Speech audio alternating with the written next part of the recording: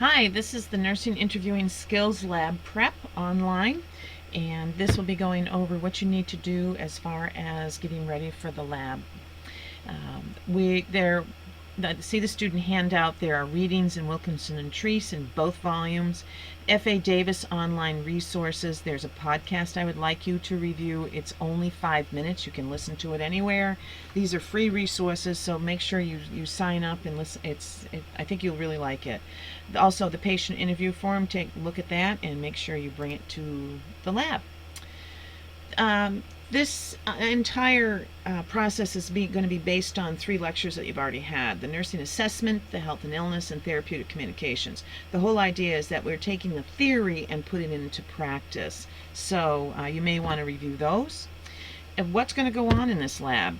First off, we're going to be discussing interviewing processes and techniques, see where you're at, little give and take there. We'll review the assessment form that you'll be using. You will perform a real patient interview off campus, and it's very close to campus. We'll go as a group, and then we will return to campus to debrief afterwards, and I will be going over that. And we'll just see what you've taken away for that day. We'll go over that, review it. So take a deep breath. For many of you, this will be your first real patient experience, but I want you to ask yourself some questions. Interviewing, you might think, oh, this is easy. Well, how comfortable are you interviewing someone? Are you comfortable what about asking some stranger some pretty personal questions? This will be the first time that you will be functioning as a student nurse. How do you feel about that? And how might your anxiety affect the process that you will be participating in? But remind yourself, on the flip side of this, everyone has to start somewhere. We all do, and everybody has. And you're going to be coming to the table, as I say, with a wealth of knowledge and some life skills that you bring, and that really helps you assimilate the knowledge that we'll be sharing.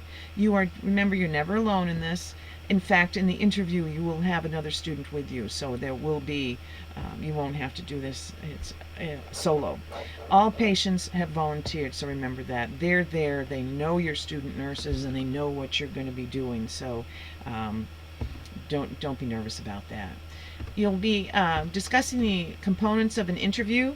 This is all in, I believe, Volume 1. There's elements of each, so be prepared to discuss that. We'll also review active listening. I think this has probably been discussed in your lectures already. The schematic on the right gives you an idea of how to conduct the interview, what type of questions you ask, that sort of thing, when to do what. And there's an acronym in your text that I thought was pretty good. F means face the patient. O, open posture. We'll talk about that. Lean towards the patient, keep eye contact. All of this means that you are engaging with that patient, and that's what the patient sees. So those are good techniques. And review common communication techniques that you've gone over in lecture. When you use open and closed questions, can you use both? When's a good time to use them?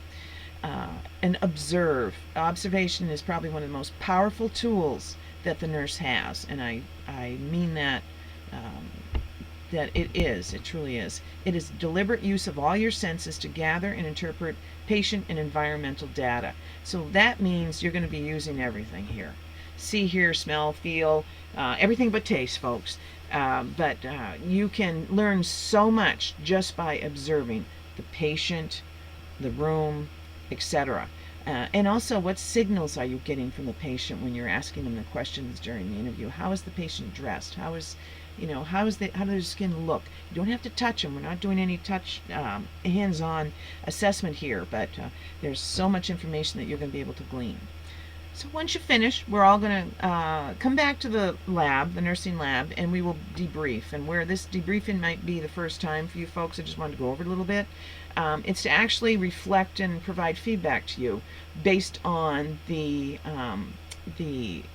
process that you've just been through the interview. And we're trying to take your theory from lab and your actual practice from the interview and kind of put it together to help influence your future actions. In other words, do a better job next time. The debriefing process does the following, and you can read it here, but our goal is to heighten your self-confidence, to really increase your understanding, to get that knowledge into your brain. That's what knowledge transfers means.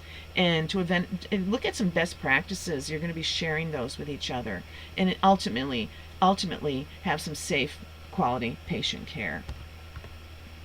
Last but not least, come to the lab dressed professionally. That means no jeans, no low-cut tops, not a lot of makeup, lots of jewelry, that sort of thing. Professional. Please wear your lab coat. We will provide you with a name tag if you don't have one. Something to write with, and a clipboard will make your life a little easier. And also bring your volume 2 with you to the lab, because we will be referring to it during the lab. So that's it for this prep. Please, if there's any questions at all, email me is always the best way, and look forward to working with you in the lab. Thank you.